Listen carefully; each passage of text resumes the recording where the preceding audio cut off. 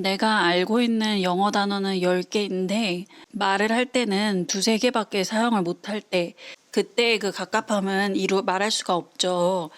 내가 아는 그 10개는 그럼 도대체 뭘까요? 공부해서 머릿속에 넣어는 놨지만 사용을 못하고 있는 바로 죽은 단어입니다. 열심히 외워서 머릿속에 넣어놨는데 왜 죽은 단어가 되는 걸까요? 그건 바로 영어, 한국어 1대1 대응으로 단어 암기를 했기 때문입니다. 예문을 한번 볼까요? 그는 그것을 재활용하는 방법을 찾아내려고 애를 쓰고 있다. 이걸 우리가 영어로 말해본다고 생각해 볼게요. 제가 한 부분만 여쭤볼 텐데요. He's trying to 삐리리 a way to recycle it. 그가 재활용하는 방법을 땡땡땡 하려고 애쓰고 있다. 이렇게 되겠죠. 그러면 여기에 어떤 동사를 넣어 보시겠어요? 찾아낸다 라는 의미가 들어가야 하니까 find. He's trying to find a way to recycle it. 우리가 find는 찾다 이렇게 1대1로 외웠기 때문에 별다른 고민 없이 find를 선택하게 됐는데요. 이 동사를 쓴다고 해서 문법적으로 틀린 것은 절대 아닙니다. 하지만 뉘앙스를 생각해 보았을 때는 이것보다 더 적합한 말이 들어가줘야 하는데요. 바로 figure out. 이것을 넣었을 때 좀 더 영어적인 느낌이 사는 것이죠. 왜 그런지 말씀드릴게요. 둘 다 뭔가 발견하고 찾아낸다라는 의미를 가지고 있지만 뉘앙스에서 차이가 있는데요. find 이건 이미 있는 것을 찾아내는 느낌. 그러니까 해결책이나 방법, 물건이 이미 존재하는 경우에 더 적합하고요. figure out 이건 머릿속으로 생각을 하고 문제 해결 과정을 거쳐서 답을 찾아내는 느낌입니다. 다시 말해 해결 방법이 분명하지가 않고 명확한 답이 있는 경우가 아닐 때 이 표현을 사용해요. I need to find Greg. I need to find Greg. Greg이라는 존재가 이미 있는 거니까 이때는 find를 쓰겠죠. I need to figure this out. I need to figure this out. 답이 한 가지가 아니고 여러 경우가 될 수 있는 경우 이렇게 figure out을 사용하고요. 그럼 이렇게 또 뉘앙스들을 각기 하나씩 다 따로따로 외워야 한다고 생각하면 눈앞이 더 캄캄해집니다. 이건 결국 영어, 한국어를 1대1로 매칭해서 외우는 암기 방법과 똑같아지는 것이니까요. 하지만 너무 걱정하실 필요는 없을 것 같아요. 뉘앙스를 암기하는 것이 아니라 자연스럽게 익히는 확실한 방법이 있기 때문인데요. 뉘앙스라는 것은 문맥 속에서 이해되어야만 합니다. 그래서 어휘와 표현들을 문맥 속에서 많이 만나보게 되면 굳이 암기하려고 하지 않아도 뉘앙스의 감각이 자연스럽게 길러집니다. 그리고 이렇게 문맥 속에서 어휘와 표현을 만날 수 있는 방법이 바로 미드, 영화 이런 영상들이나 영어 원서들이 되겠죠.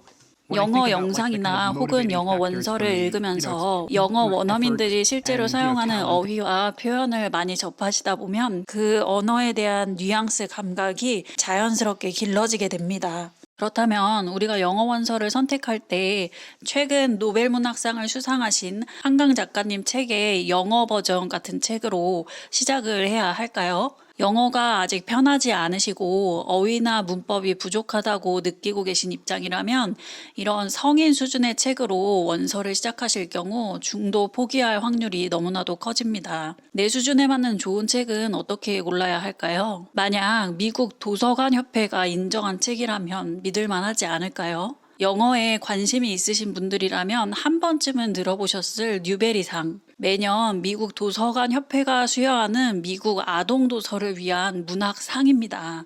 아동이 읽는 책이기 때문에 쉬운 어휘와 문장으로 쓰였지만 문학상이기에 깊이 있는 내용으로 문학적 가치를 담고 있습니다. 역사가 100년이 넘는 이 권위 있는 문학상의 수상작 가운데 영어 학습자들에게 도움이 되는 책들로 엄선된 시리즈가 있어서 오늘 소개해드리려고 해요. 바로 롱테일북스에서 출간한 뉴베리 컬렉션입니다.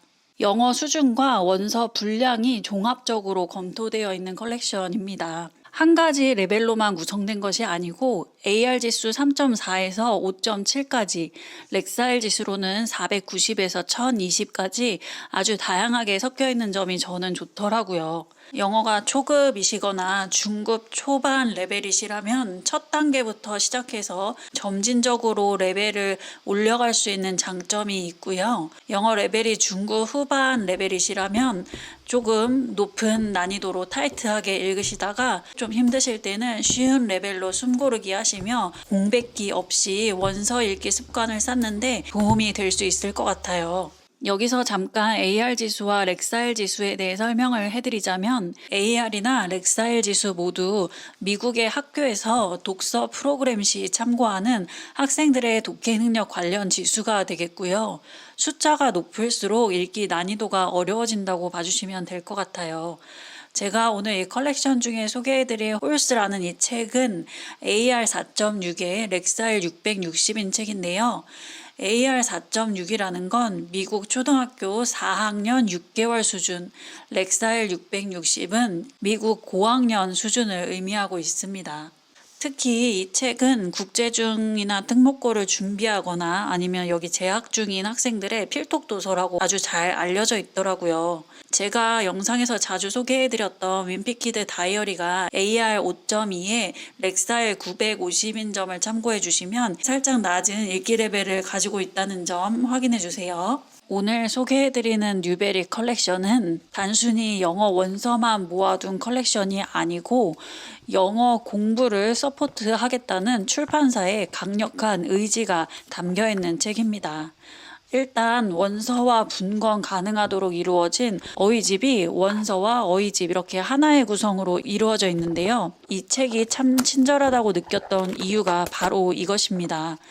이 어휘집에는 필수 단어들을 중요도에 따라서 따로 표기를 해놨고요. 앞서 나왔던 단어들은 복습이라는 표기로 한 번 더 환기시켜주고 있었어요. 그리고 원서 안에서는 이 중요한 어휘들이 볼드체로 구분돼서 볼 수 있게 되어 있기도 하고요. 원서와 어휘집 간의 연계가 아주 잘 되어 있다고 볼 수 있는 거죠. 영어 원서를 읽으시면서 단어를 모를 때마다 이 어휘집을 펼쳐보면 될까요? 그렇게 하면 안 되는 거 아시죠? 원서를 읽어 나가실 때는 모르는 단어가 나와도 바로바로 찾지 마시고 표시만 해두신 채 영어의 흐름을 계속 유지하며 읽어 나가 주시는 게 중요합니다. 읽어 나가시며 문맥상 이해하려고 노력하신 후 하루치의 리딩 분량이 끝나시면 그때 이 어휘집을 펼쳐서 확인을 해보시는 거예요. 이때 어휘집에서는 단어의 중요도를 확인할 수 있기 때문에 공부를 훨씬 더 효율적으로 하실 수 있게 되는 거고요. 그리고 또 하나, 사실 이 책 한 권 값에는 담기가 어려운 자료가 제공되는데요. 바로 다운로드가 가능한 오디오북 파일이 제공된다는 점이에요. 영어 원서를 가지고 집중 듣기 하는 방법도 제가 여러 영상을 통해 계속 권해드리는 영어 공부법 중 하나인데요. 늘 오디오를 어디에서 구해야 할지 여쭤보시는 분들께 스크립트라는 유료 구독 사이트를 추천해 드렸었는데 이번에 소개해드리는 뉴베리 컬렉션에는 다운로드 받으셔서 소장이 가능한 오디오북 파일이 함께 제공된다는 점이 엄청난 장점인 거죠. 특히 이 책에 담긴 오디오북은 미국 현지에서 유료로 판매되고 있는 오디오북이 그대로 담겨 있다고 합니다.